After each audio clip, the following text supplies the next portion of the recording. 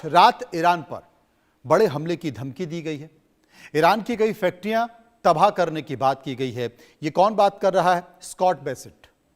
America के missile launcher भी, Iran के मिसाइल लॉन्चर भी अमेरिका के निशाने पर हैं।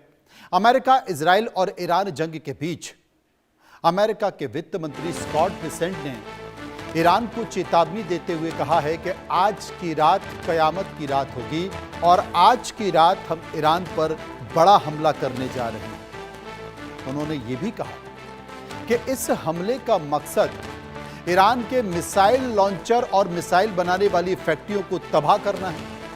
पश्चिम एशिया में जारी संघर्ष दिन प्रतिदिन और भयावह होता जा रहा है। अमेरिका और इजराइल के भीषण हमलों से लगातार दहक रहा ईरान भी जोरदार पलटवार कर रहा है। मिसाइल और ड्रोन्स की गरज के बीच यह संघर्ष अब पूरे क्षेत्र में तनाव की चपेट ले रहा है।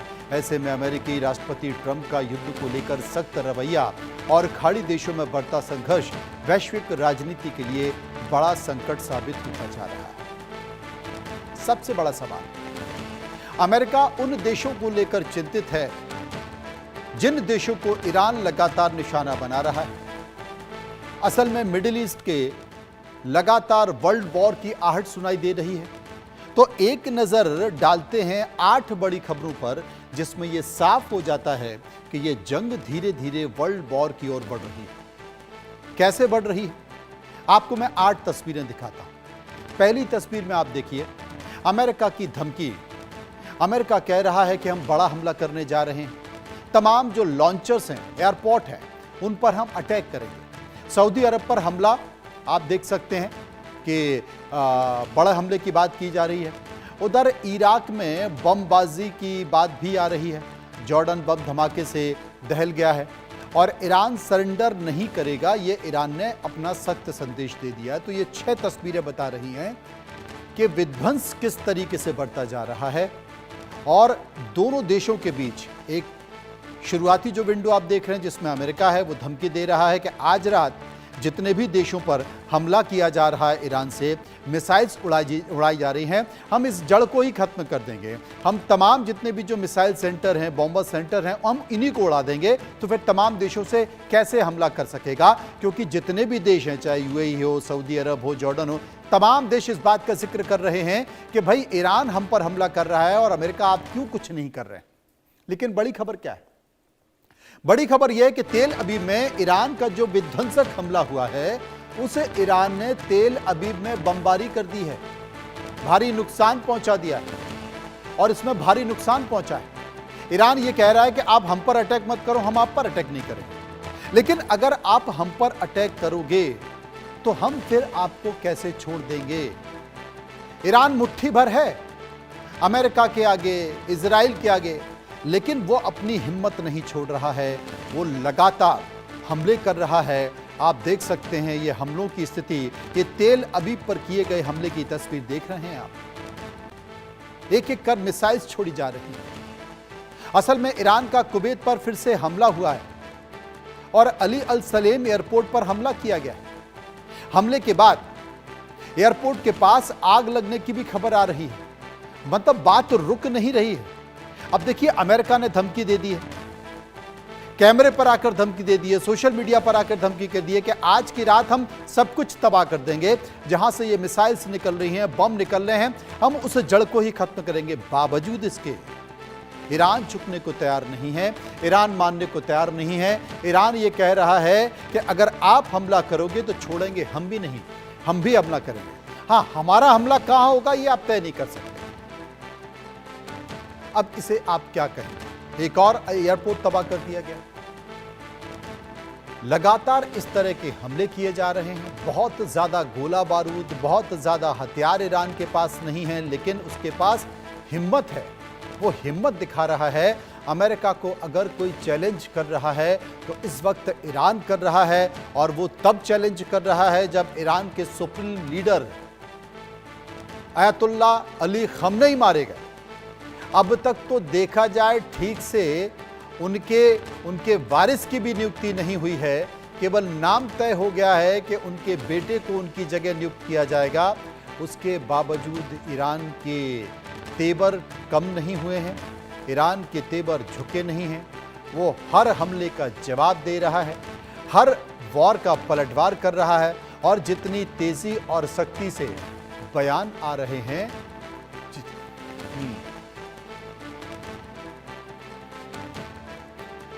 अब क्या होगा। अब देखिए, भारत तो संस्कृति पर भरोसा करता है। भारत संस्कृति पर इसलिए भरोसा करता है, भारत ग्रहों पर भरोसा करता है, इसलिए वासुदेव कुटुंबकम की बात हम करते रहते हैं। लेकिन कहीं ना कहीं भारत ये भी मानता है कि कोई ऐसी गणना है, कोई ऐसी शक्ति है जो पूरे से विश्व को चला रही है, और वो उसमें से एक है ज्योतिष। क्योंकि इस जो ये साल चल रहा है, ये साल बता रहे हैं कि साहब युद्ध का साल होगा, आग का साल है, लगातार इस तरह की घटना निकल कर आएगी, और पूर्वोत्तर की स्थिति क्या होगी, पश्चिमी देशों की स्थिति क्या होगी, मिडिल ईस्ट की स्थिति क्या होगी, एशियाई देशों की स्थिति क्या होगी, ये सब कुछ गणना में है। और इस तरह की बहुत सारी भविष्यवाणियां भी भारत करता रहा है। तो हम ज्योतिष पर चर्चा कर लेते हैं। डॉक्टर नितिशा मल्होत्रा हमारे साथ मौजूद हैं, वो हमें समझाएंगी। पंडित मनोज मिश्रा भी हमारे साथ मौजूद हैं। नितिशा जी, मैं आपसे ये जानने की कोशिश कर रहा हूं कि अगर ज्योतिष में वाकई ये गणना है और ये गणना सही है, तो इस बात की जानकारी पहले क्यों नहीं हुई कि भाई आयतुल्लाह अली खamenei मारे जाएंगे, वो कोई दूसरा रास्ता अपना लेते? या फिर वाकई ऐसा है तो फिर पूरा मिडिल ईस्ट इसमें तबाह हो रहा है, पूरे वैश्विक अर्थव्यवस्था तबाह हो रही है। लोग इस बात का भी जिक्र कर रहे हैं कि साहब भारत के पास 14 दिन का तेल बचा है और अमेरिका ने 30 दिन की और मोहलत दे दी है, क्योंकि भारत तो ज्योतिष का गढ़ है ना। तो अगर पहले ही पता चल जाता तो भारत फिर टैंकर के टैंकर भर लेता, इतनी परेशानी क्यों होती? देखिए, ऐसी बात नहीं है कि भारत के जो एस्ट्रोलॉजर्स हैं उन्होंने इन सब चीजों के बारे में बात नहीं की।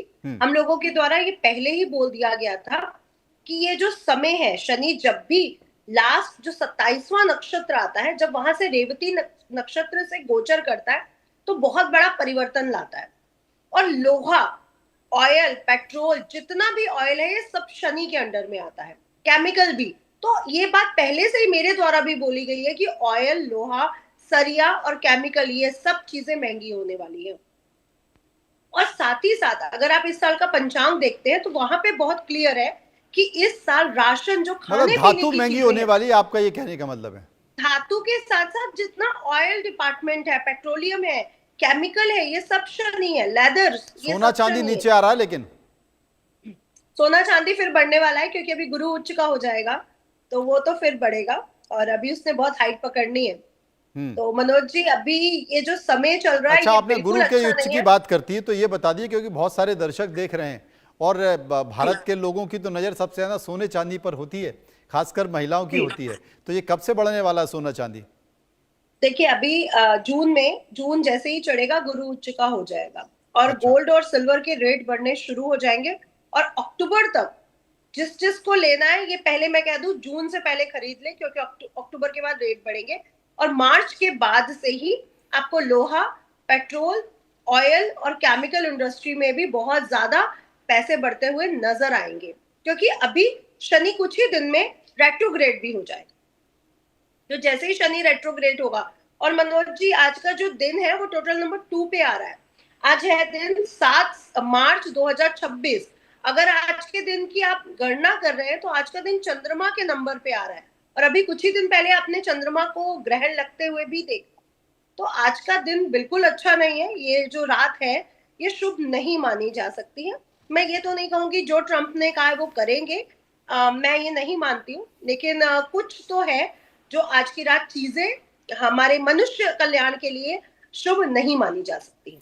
आज की रात चीजें मनुष्य कल्याण के लिए शुभ नहीं मानी जाती। पंडित मनोज मिश्रा भी हमारे साथ जुड़ गए हैं। मनोज जी, गणना क्या कहती है? क्योंकि अमेरिका ने कहा है कि आज की रात हम जड़ ही खत्म कर देंगे, जहां से ये मिसाइल्स निकल रही हैं, जहां से बॉम्बर्स निकल रहे हैं। तो आज के रात का समीकरण मैं समझना चाहता हूं। नितिशा जी ने कहा कि मानव कल्याण के लिए आज की रात ठीक नहीं है। आज की रात को आप कैसे देखते हैं? ज्योतिष क्या कहते हैं? ग्रहों की स्थिति कहती है? और इसके साथ साथ ईरान जिस तरीके से लड़ रहा है, ईरान का ग्रह क्या कहता है? क्या आपको लगता है कि ईरान बच पाएगा, ईरान टक्कर दे पाएगा, या फिर ईरान बस अपनी हिम्मत दिखा रहा है? ज्योतिष कहीं भी ईरान को ठहरते हुए नहीं देख रहा है। जी, सबसे पहले तो आपके सभी दर्शकों को मेरा नमस्कार, जी, प्रणाम। नमस्कार। तो जो अभी की जो ग्रह स्थितियां हैं, उसमें जैसा कि लगातार इस पे हम लोगों ने पीछे डिस्कशन किया ही है चैनल के ऊपर, जब साल शुरू हुआ था। हुँ, तो उसमें सबसे जो महत्वपूर्ण ट्रांजिट जो अभी हो रहा है इस समय, वो है शतभिषा नक्षत्र के अंदर मंगल और राहु का गोचर। और जहां तक बात रही आज की, तो राहु के ज्योतिष के अंदर जो सबसे महत्वपूर्ण जो सिस्टम है, उसको हम बोलते हैं नवतारा सिस्टम। नवतारा सिस्टम के अंदर ऐसा होता है कि एक ग्रह से, मतलब एक नक्षत्र से जो तीन नक्षत्र हैं उसको एक एक ग्रह से जोड़ा गया है। तो राहु के जो तीन एसोसिएशन है नक्षत्र के, उसमें है आर्द्रा नक्षत्र, शतभिषा नक्षत्र और स्वाति नक्षत्र। आज का अगर चंद्रमा का हम गोचर देखें, तो चंद्रमा का गोचर स्वाति नक्षत्र में हो रहा है। मंगल और राहु दोनों का जो ट्रांजिट हो रहा है वो शतभिषा नक्षत्र में हो रहा है। यहाँ पे ध्यान देने की जो सबसे महत्वपूर्ण बात है कि जो शतभिषा नक्षत्र है, ये एक इसका जो सिग्निफिकेंस है वैदिक सेंस के अंदर बहुत महत्वपूर्ण है।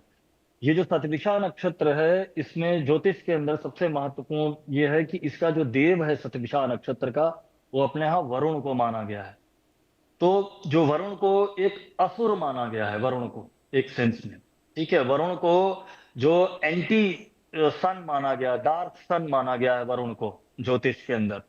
तो ये इस नक्षत्र का जितने भी अब्राहमिक जो रिलीजन है या अब्राहमिक कॉन्सेप्ट है, उसका इससे विशेष संबंध है।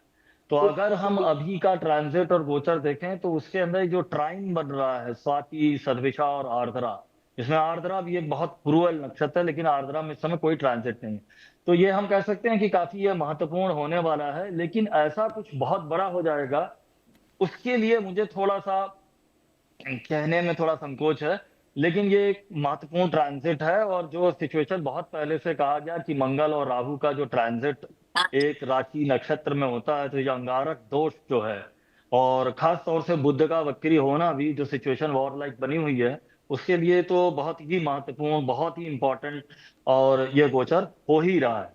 जहां तक रही आगे की क्या सिचुएशंस बनेंगी, ज्योतिष का एक सिद्धांत जान लीजिए कि शनि का जितना भी मटेरियल जिससे जिससे एसोसिएशन है शनि का, वो ऑयल और नेचुरल गैस से है, क्योंकि शनि का तत्व जो है वात है, वायु है, और दूसरी तरफ शनि का तत्व जो है ऑयल है।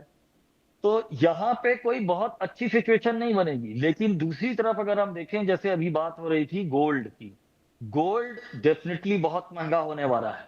और ये खाली कहने की बात नहीं है कि इस साल कुछ विशेष स्थिति बनी है, एक पैटर्न देखा गया है कोरोना के बाद से। हर साल 15 अप्रैल से 15 मई के बीच में सोना जो है मैक्सिमम प्राइस को हिट करता है। उसके बाद में सोने का एसोसिएशन सूर्य से सबसे महत्वपूर्ण है, कि सूर्य के बाद बृहस्पति से है। तो बृहस्पति और सूर्य के जो गोचर आगे आते दिखाई दे रहे हैं, उसमें स्ट्रेंथ बढ़ने वाली है इनकी। तो मैं ये कह सकता हूं कि सोना is going to be very very expensive this year. जो अभी तक का सबसे मैक्सिमम होगा वो अप्रैल में ही आपको दिखने लगेगा। फिर बृहस्पति के जो ट्रांजिट है कर्क राशि, फिर सिंह राशि, ये दोनों ट्रांजिट सोने की स्ट्रेंथ के लिए बहुत ही महत्वपूर्ण है। और दूसरी तरफ मैं आपको बोलूं कि जितना भी अब्राहमिक रिलीजन है, जितना भी जुडिज्म है, क्रिश्चियनिटी है, ये जितने भी, इनका सबका एसोसिएशन भी सैटरनाइन एनर्जी से है। तो यहाँ पे जो अभी जो ग्रहण हुआ है, वो शनि की मूल त्रिकोण राशि कुंभ में ही हुआ है, इसलिए ये बहुत महत्वपूर्ण हो रहा है। और जहां पर ईरान में जो स्थितियां बनी हुई हैं, मैं लेकिन अभी ये नहीं कह सकता हूं, लेकिन ईरान के अंदर गंभीर परिणाम होंगे इस युद्ध के। यहां तक कि मैं ये भी कह सकता हूं कि न्यूक्लियर वॉरफेयर भी हो सकता है। अमेरिका ईरान को सबक सिखाने के लिए न्यूक्लियर एक्सप्लोजन भी कर सकता है, लेकिन ये कब करेगा, ये टाइम को बोलना अभी मैं इसके बारे में गणना नहीं, नहीं बोल अगर सकता हूं, न्यूक्लियर बम लेकिन का इस्तेमाल अमेरिका ने कर दिया फिर तो थर्ड वर्ल्ड वॉर हो जाएगा, क्योंकि एक देश करेगा फिर तो सब इसकी चपेट में आ जाएंगे। क्योंकि वो जो किंग जोम साहब है, जिनकी कुंडली में अंगारक दोष चरम पर है, वो तो कभी भी फट जाएंगे। और वो कह भी चुके हैं कि मतलब उन्होंने तो निरीक्षण भी कर लिया है। और अमेरिका भी, मतलब ट्रम्प साहब, मुझे लगता है कि दोनों की कुंडली है, चाहे वो किम जोम की हो या फिर ट्रम्प की हो, इनकी जो कुंडली में अंगारक दोष है, वो लगता है नितिशा जी बड़े चरम पर है। देखिए ट्रम्प जी का बर्थ चार्ट में केतु और चंद्रमा की जो युति है, और जो राहु और सूर्य की युति है, वो बिल्कुल क्लियर करता है कि जो ट्रम्प बोल रहे हैं वो बिल्कुल नहीं करेंगे, और जो वो करेंगे वो बोलेंगे नहीं। तो वो जो आज बोल रहे हैं वो कुछ भी नहीं करने वाले, और हम इसका एग्जाम्पल पहले भी बहुत बार देख चुके हैं। और उनकी महादशा अंतर्दशा के अकॉर्डिंग भी ये समय उनके लिए अच्छा नहीं है, जहां पर हम उनका डाउनफॉल देख रहे हैं। तो अब उनके नेम फेम हो या उनकी सत्ता का समय, वो डाउनफॉल पे जा रहा है। तो ट्रंप जी का बर्थ चार्ट तो उनके फेवर में अभी बिल्कुल भी नहीं है। अभी जैसे आप खामनेई की बात कर रहे थे, खामनेई जी का भी बर्थ चार्ट हमने देखा और उसमें पाया कि उनका मार्केश इस समय प्रबल था, तो उनकी मृत्यु इस समय आने के चांसेस बने हुए थे।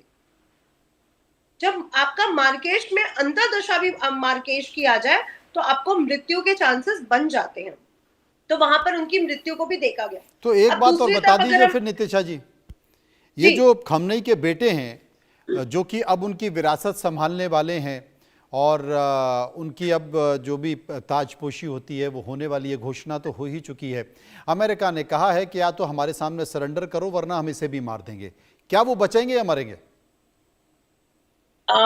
मेरे को लगता है कि मरेंगे तो नहीं, लेकिन वो बहुत बुरी कंडीशन में जाने वाले हैं। एज है उनकी, एज में मुझे कोई डाउट नहीं है उनके साथ, लेकिन कंडीशन उनकी अच्छी नहीं है। कंडीशन उनकी अच्छी नहीं है। मनोज जी, आप क्या मानते हैं?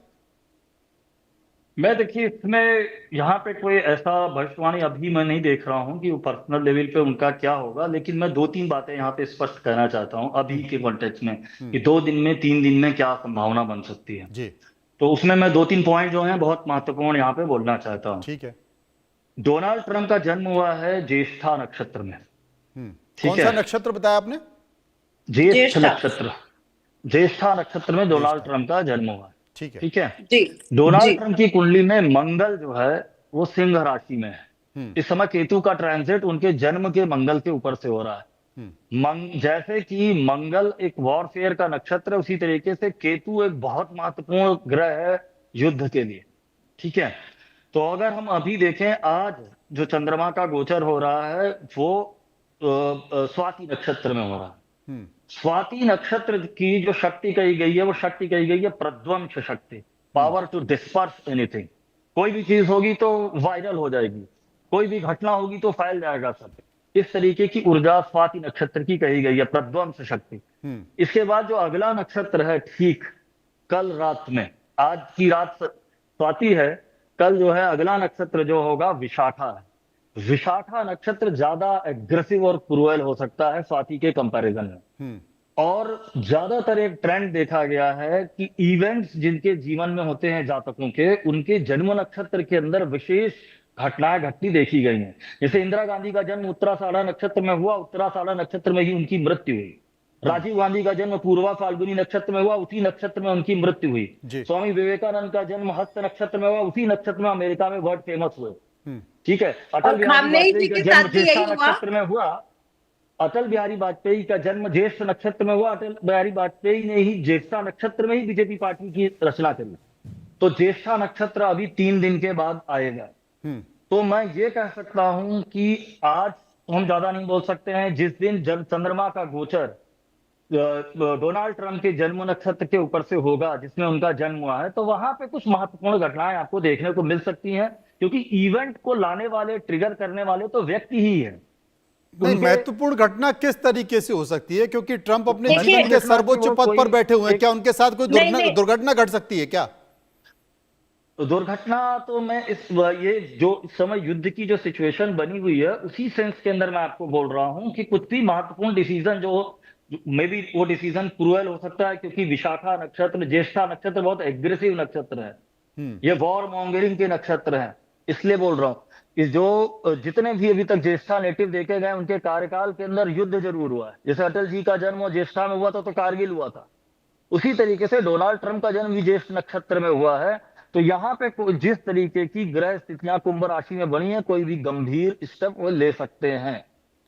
कोई भी सबक सिखाने वाली बात या कोई चीज उनको जो मैक्सिमम करना हो, अभी उन्होंने सोच के रखा हो, तो उसके परिणाम हो सकते हैं, जिसकी संभावना है। मतलब देशता में उनका जन्म हुआ ट्रंप का, तो देशता में ही कोई बड़ा डिसीजन, कोई बड़ा फैसला ले सकते हैं, ये संकेत आप कह रहे हैं। नितिशा जी कुछ कह रही थी। दे रहा हूं कि हर जातक की कुंडली में जब जब चंद्रमा उसी नक्षत्र में गोचर करता है तो कुछ महत्वपूर्ण घटना उसके जीवन की होती हैं। जी, बहुत बड़े बड़े नहीं, निर्णय बिल्कुल होते हैं। सही बात कह रहे हैं मनोज जी, आपके साथ मैं बिल्कुल सहमत हूँ, क्योंकि खामनेई जी का जो बर्थ चार्ट है उसमें भी नक्षत्र के समय ही उनकी मृत्यु हुई है, जन्म नक्षत्र में ही हुई है।